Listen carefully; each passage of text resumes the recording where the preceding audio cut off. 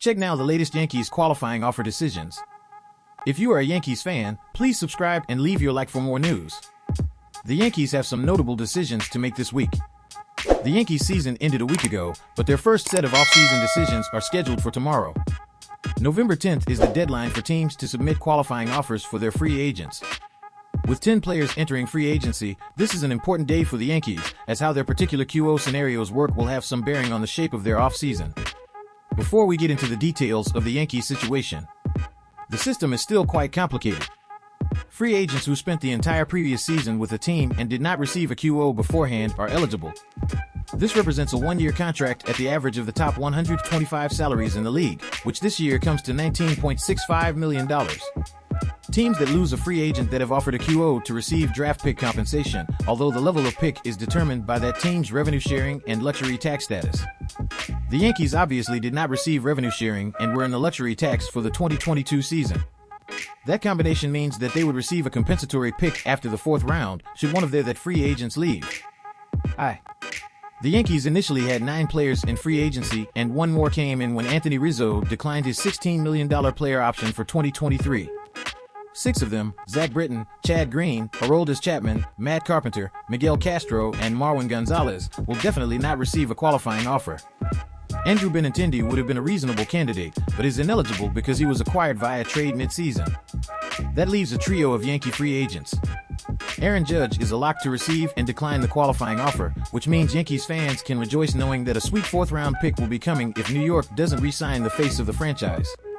Rizzo and right-hander Jameson Taillon stand out as the edge cases. Rizzo seems like a simpler connection. The qualifying offer of $19.65 million would represent only a small increase in his 2022 salary. The 32-year-old was the Yankees' second-best hitter in the balance of the season, his best since 2019.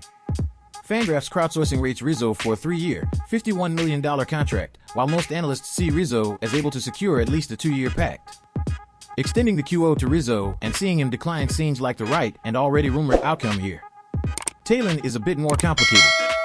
The right-hander was only average in 2022. In fact, he posted a precisely average 100 ERA plus in both seasons as a Yankee.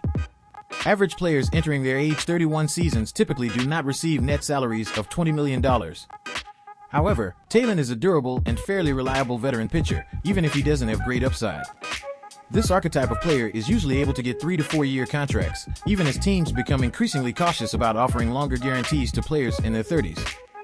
For example, last winter John Gray secured $56 million over 4 years, entering his free agency with a 104 ERA plus over the previous 4 years. Anthony DeSclafani has 3 years, $36 million, with a career 104 ERA plus to his name.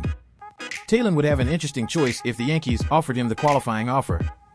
He is unlikely to match the QO's AAV over a long-term deal, but hitting free agency may allow him to secure a larger overall guarantee over 2 to 4 years. On the other hand, we have seen high-end cases like Taillon get screwed for having the QO millstone hanging around his neck. The penalties for signing a QO free agent are less stringent than in the past, but just a few years ago, bigger-name pitchers like Craig Kimbrell and Dallas Keuchel were forced to wait until after next season's MLB draft, signing only once. The pick penalties were extinguished, and even then, at seemingly depressed salaries. Would Taillon meet a similar fate, with teams unwilling to give up draft picks to sign a good pitcher?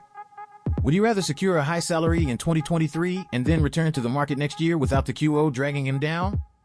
And how would the Yankees react if they offered Taillon the QO, and he accepted? Such a scenario would probably have small cascading effects on the rest of the winter. His rotation would suddenly be almost set, with Garrett Cole, Luis Severino, Nestor Cortez, Taillon, and Frankie Montas probably written in pen, or at least in pencil. His pitching depth also looks solid, with major league caliber arms like Clark Schmidt, Domingo German, and a recovering Mike King all ready to step in if needed. Leaving aside whether Taillon would represent strong value in the qualifying offer, such a scenario would at least clarify the Yankees' offseason goals. With pitching depth in a good place, it would be clear that re-signing Judge and generally upgrading an offense that was top-heavy in 2022 should be the top priorities. Of course, it remains to be seen whether Hal Steinbrenner is willing to spend the money necessary to execute it with Judge, Taillon, and perhaps Rizzo, all the while upgrading names like Josh Donaldson or Isaiah Kiner-Falefa. It will be a while before we get answers to most of our off-season questions, but things are about to start moving. Hopefully a Yankee winter that entails keeping their top 2022 contributors and adding outside talent will begin tomorrow.